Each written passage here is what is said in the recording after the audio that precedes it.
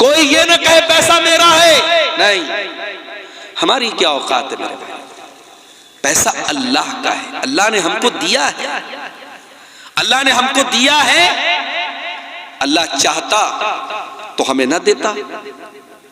और ये भी याद रखो, दुनिया में दौलत इंसान के टैलेंट से नहीं मिलती, इंसान के इल्म से नहीं मिलती।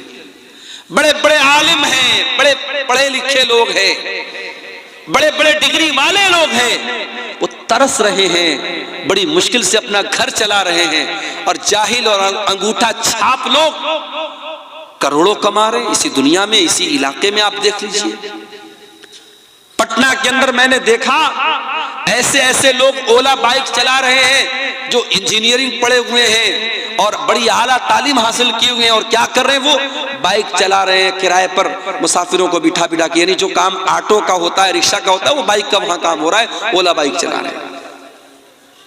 तो पढ़ाई लिखाई से पैसा नहीं का ताल्लुक नहीं है मेरे भाई। ठीक है, आप पढ़ लिख लेंगे, अल्लाह करे आपको अच्छी नौकरी मिल जाए, अच्छा मकाम मिल जाए, मगर जरूरी नहीं है कि आपके इल्म के एतबार से आपको पैसा मिले। तो अगर अल्लाह ने आपको पैसे वाला बनाया है तो ये मत कहिए कि पैसा मेरा है, पैसा अल्लाह का है। और जब पैसा अल्लाह ने आपको दिया है तो ये पैसा कहाँ खर्च करना है और ये पैसा कहाँ से आया है, दोनों का हिसाब अल्लाह को देना पड़ेगा। अल्लाह के प्यारे नबी फरमाते हैं, ला तज़ूलु क़दमा इब्ने आदम मिन इंदि रब्बिही यौमल क़ियामा। क़यामत के दिन इंसान अपनी जगह से हिल नहीं पाएगा जब तक 5 सवालों का जवाब न दे दे। और उन 5 सवालों में एक सवाल ये भी होगा, व अन मालिही मिन ऐन इक्तसबहु व फ़ीमा अनफ़क़हु। तूने माल कहां से कमाया और कहां खर्च किया। हराम जगहों पर पैसा खर्च करने वाले शैतान के भाई हैं। अपने जायज काम पर अगर आप जरूरत से ज्यादा पैसा खर्च करते हैं, जैसे राहुल गांधी का जूता अभी आजकल बड़ा चर्चा में चल रहा है। राहुल गांधी ने, पता नहीं, मैंने वीडियो देखा नहीं है, ये बयान किया जा रहा है, कहने वाले बोल रहे हैं कि राहुल गांधी ने किसी को जूता मार दिया तो बेचारा आईसीयू में चला गया। तो इंटरनेट पर मैंने चेक किया तो पता लगा वो 4 लाख का जूता है। भाई 4 लाख के जूते से किसी को मारोगे तो कहां जाएगा, आईसीयू में ही जाएगा। हम लोग घड़ी पहनते, बड़ी मुश्किल से, टाइटन की घड़ी है, 1000-2000 की घड़ी आती होगी। कुछ लोग साहब राडो की घड़ी पहनते हैं, और पता नहीं कौन कौन सा ब्रांड आता है, 1.5 लाख की, 2-2 लाख की घड़ी पहनते हैं लोग। तो घड़ी पहनना तो जायज है, लेकिन इसमें आप हद से ज्यादा पैसा खर्च करेंगे तो ये इसराफ है। जूता पहनते हैं लोग 4-4 लाख का जूता, ये इसराफ है मेरे भाई। किसी बहुत बड़ी बॉलीवुड की हीरोइन की शादी थी, बनारस से उन्होंने अपनी शादी का लहंगा सिलवाया था। बनारस तो जानते हैं आप, साड़ी का गढ़ है और कपड़े का गढ़ है। तो मैं नाम नहीं लूंगा हीरोइन का, वरना आप लोग कहेंगे मौलाना को हीरोइनों का नाम भी आता है। उस हीरोइन के लहंगे का कपड़ा बनारस से तैयार हुआ था, और उस लहंगे में ओरिजिनल गोल्ड जो होता है, सोना, उसकी जरी इस्तेमाल हुई थी, उसका तार इस्तेमाल हुआ था, और कई लाख का वो लहंगा था। और ये आज से मैं 15 साल पहले की बात बता रहा हूं। एक हीरोइन की शादी हुई तो उनका लहंगा बनारस से तैयार हुआ था। शादियों पर कितना खर्च हो रहा है देखिए आप।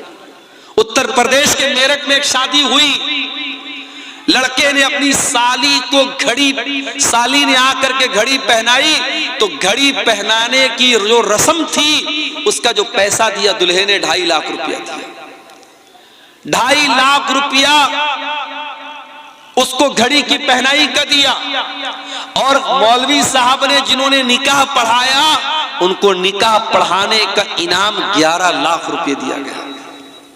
और दूल्हे साहब को ससुराल से जो पैसा मिला इनाम के तौर पे, जहेज के तौर पे, 2.5 करोड़ रुपया कैश मिला। ये न्यूज बाकायदा आई थी। उत्तर प्रदेश के सिद्धार्थ नगर में शादी हुई, मुसलमान की बात बता रहा हूं, किसी गैर मुस्लिम की बात नहीं बता रहा हूं। मुसलमान की शादी हुई, वो बारातियों पर नोट लुटा रहा था। 20 लाख रुपए उसने नोटों की गड्डियां हवा में लुटा दी, 20 लाख रुपए लुटा दी उसने बारातियों के ऊपर। ये मुसलमान ये काम कर रहा है। अल्लाह कह रहा है वला तुबज़्ज़िर तबज़ीरा, फजूल खर्ची न करना। इन्नल मुबज़्ज़िरीना कानू इख़वानश शयातीन, फजूल खर्ची करने वाले शैतानों के भाई है। व कानश शैतानु लिरब्बिही कफूरा, और शैतान अपने रब का बहुत बड़ा नाशुक्रा है। कितनी चीजें हो गई? 4 चीजें हो गई। अब 5वीं चीज भी सुन लीजिए। वइम्मा तुरिज़न्ना अन्हुम इब्तिग़ाअ रहमतिन मिन रब्बिका तरजूहा फ़क़ुल लहुम क़ौलन मयसूरा। अगर तुम्हारे पास गरीब को देने के लायक, रिश्तेदार को देने के लायक पैसा नहीं है और वो तुमसे मदद मांगने के लिए आया है, अल्लाह ने पहले देने का तरीका बताया। अगर देने की ताकत नहीं और मना करना है तो मना कैसे किया जाए, मना करने का तरीका भी बता दिया। फरमाया फ़क़ुल लहुम क़ौलन मयसूरा, अपने उस रिश्तेदार को अगर पैसा देने की ताकत नहीं है तुम्हारे अंदर तो नरमी के साथ माजरत कर लेना, एक्सक्यूज बयान कर देना, अपना उज्र बयान कर देना। उसके साथ सख्ती ना करना, उसको डांट करके मत भगाना, उसको झिड़क करके ना भगाना, नरमी के साथ, प्यार के साथ, मोहब्बत के साथ उसको रवाना कर देना। अगर कोई आपके दरवाजे पर मदद मांगने के लिए आ जाए, कोई साइल आ जाए, तो कुरान कह रहा है उसको कभी सख्ती के साथ बात मत करो, मोहब्बत के साथ, नरमी के साथ कह दो भाई अभी मेरे पास नहीं है, बाद में तुम आ जाना। ये ना देने का तरीका अल्लाह ताला ने बयान किया। उसके बाद फरमाया इन्ना रब्बका यबसुत, उसके बाद फरमाया वला तजअल यदका मगलूलतन इला उनुकिका वला तबसुतहा कुल्लल बस्ति फतक़उद मलूमन महसूरा। बड़ी जामी आयत है कुरान की। बाज़ उलमा कहते हैं कि इस एक आयत पर अगर कोई देश अमल करे उस देश की अर्थव्यवस्था सही हो जाए। आज हमारे देश की अर्थव्यवस्था क्यों चौपट है? क्योंकि मामला वही है, अंधेर नगरी चौपट राजा वाला मामला आ चुका है। आज हम रोड पर चलते हैं, चाहे रोड अच्छी हो चाहे रोड खराब हो, हर किलोमीटर पर आज टोल देना पड़ रहा है।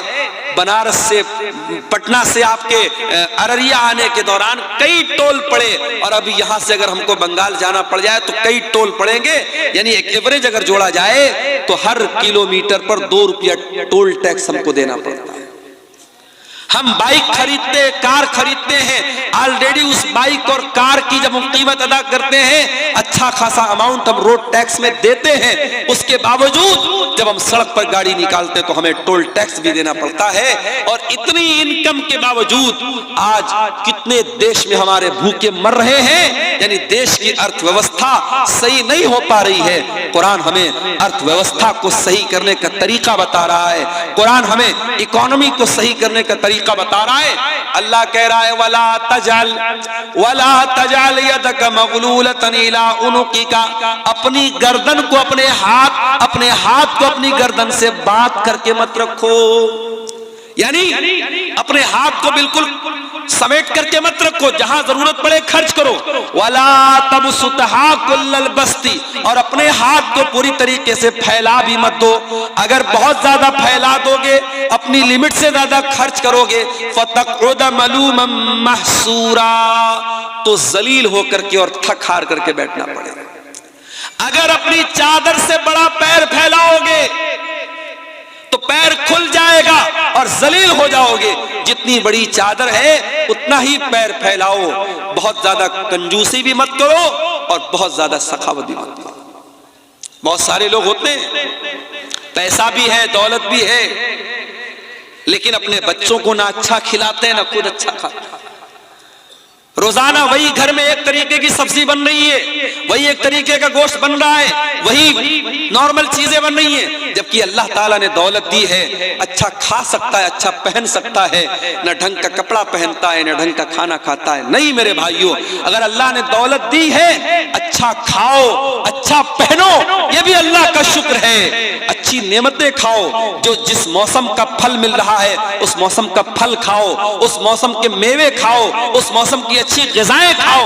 अपने जिस्म पर खर्च नहीं किया तो क्या किया, अपने बच्चों पर खर्च नहीं किया तो क्या किया। मस्जिदें बनवा दी, मदरसे बनवा दिए, कब्रिस्तान में चंदा दे दिया, जमाने के लिए बहुत कुछ कर दिया। अगर अपने ऊपर और अपने बच्चों